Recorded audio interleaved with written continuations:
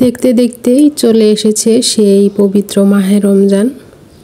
আর এই রমজান উপলক্ষে আমাদের সবারই উচিত আগে থেকে কিছু প্রস্তুতি নেওয়ার, যাতে আমরা পুরো রমজান জুড়ে একটু আরামে সুন্দর করে কাটাতে পারি আর আল্লাহর সেবায় নিয়োজিত থাকতে পারি, খুব ভালোভাবে আল্লাহর ইবাদত করতে পারি। হ্যালো এভরিওয়ান, আসসালামু আলাইকুম। কী অবস্থা সবার, কেমন আছেন? আমার আজকের ব্লগটি দেখার জন্য আপনাদের সবাইকে স্বাগত জানাচ্ছি। আমি কয়েকদিন আগে থেকে একটু একটু করে প্রস্তুতি নিচ্ছি রমজানের। আর রমজান মাস আসবে, ইফতারে পেঁয়াজও থাকবে না, এটা তো হতেই পারে না। আমাদের সবার ঘরে ঘরেই কিন্তু এই পেঁয়াজু, বেগুনি, ছোলা এসব তো থাকতেই হবে। তাই আমি আজ একদম খুবই সহজভাবে এই পেঁয়াজু মিক্সড করে নিলাম। এখানে আমি 3 প্রকার ডাল নিয়েছি আর একদম অল্প পরিমাণের কিছু আতপ চাউল নিয়েছিলাম। সেটা ভালো করে ধুয়ে আমি রোদে শুকিয়ে নিয়েছি। আর এই তো একটা ব্লেন্ডার জারে করে সুন্দর করে এটা ব্লেন্ড করে নিয়েছি। হালকা হালকা একটু দানা আছে, তো এইভাবেই রাখতে হবে। যদি বেশি মিক্সড করা হয় তাহলে দেখা যাবে সেটা খেতে ভালো লাগবে না। তো আমি পেঁয়াজু মিক্সটা একদম সুন্দর করে রেখে দিলাম। এটা চাইলে ফ্রিজেও রাখতে পারবো, যেহেতু এটা আমি শুকিয়ে গুঁড়ো করে নিয়েছি তাই এটা কিন্তু নর্মালি থাকবে। এইভাবেই আমি প্রতি রমজানে করে রাখি। একদম রেডি টু কুক। এটা আমি শুধু পেঁয়াজ, মরিচ সব কিছু কেটে দিয়ে শুধু রান্না করে নিব। তো সেটা আমি রেখে দিলাম। আর এই তো এখানে আমি কিছু শিট বানিয়ে নিচ্ছি। এখানে আমি সমোচা, তারপর রোল এসব বানিয়ে নিব। তো সমোচা শিটের জন্য কিন্তু এইভাবে আমি কয়েকটা রুটি বেলে নিয়েছি একসাথে। মাঝে আমি তেল আর কর্নফ্লাওয়ার দিয়েছিলাম যাতে খুব সহজেই শিটগুলো উঠে আসে চুলা থেকে। তো আমি একটা রুটিতে কিন্তু 4টা করে নিয়েছি। এই তো কি সুন্দর 4টা রুটি কিন্তু উঠে আসলো। আমি এইভাবেই শিটগুলো বানিয়ে মাঝে মধ্যে ডিপ ফ্রিজে রেখে দেই, যখন ইচ্ছা তখন খেতে পারি। আর সবাই তো জানেন যে আমার ছোট বেবি আছে, তার জন্য আমার অনেক সময় দিতে হয় আর তাকে নিয়ে কাজ করা খুবই কষ্টকর।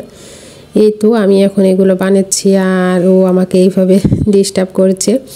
তো তাকে নিয়েই কিন্তু আমি এইভাবে তাকে কাছে নিয়ে সে এভাবে খেলবে, তারপর আমি সব কিছু বানিয়ে নেই।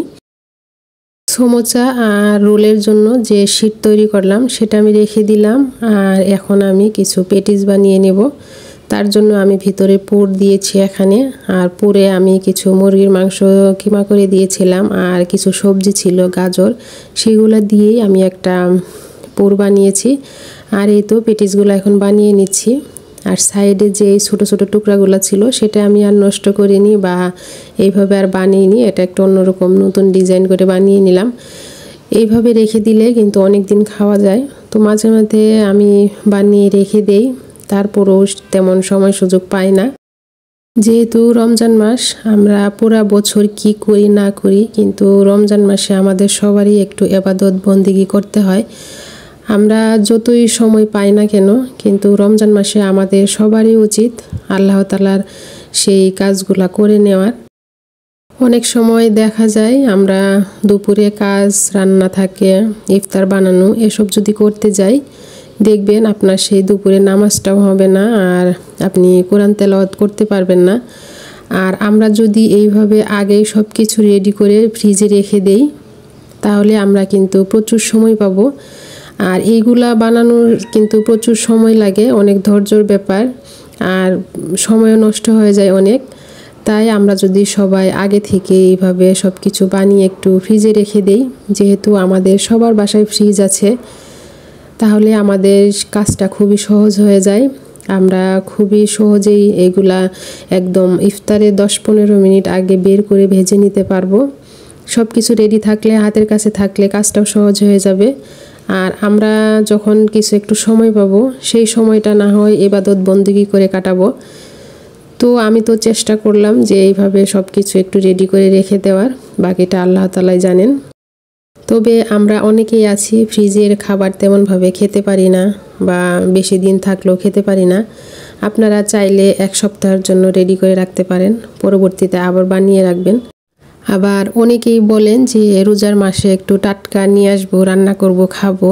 হ্যাঁ, সেটাও করতে পারেন, কিন্তু ওই যে বললাম একটা সময়ের ব্যাপার।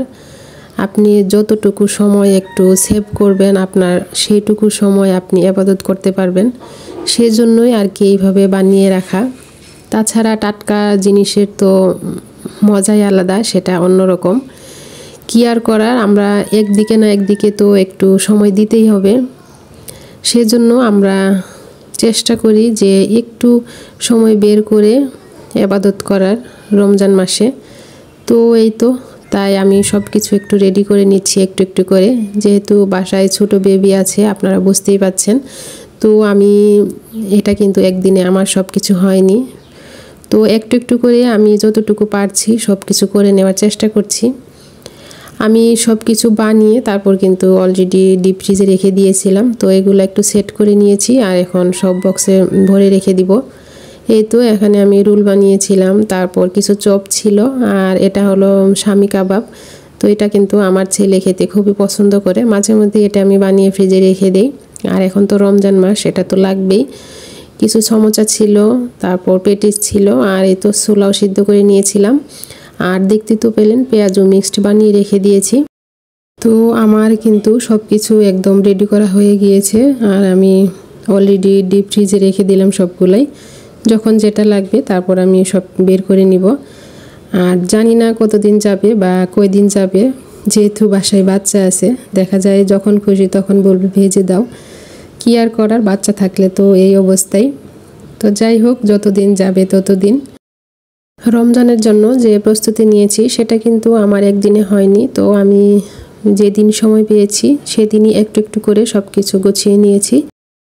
আড়ং থেকে আমি এই কাপ সেটটা নিয়েছি, আমার কাছে ভীষণ ভালো লেগেছে, আর দেখতেও কিন্তু খুবই কিউট। আর এই কিউট কাপে এখন চা খেতে খেতে আপনার কাছে বিদায় নিচ্ছি। আসসালামু আলাইকুম, আল্লাহ হাফেজ।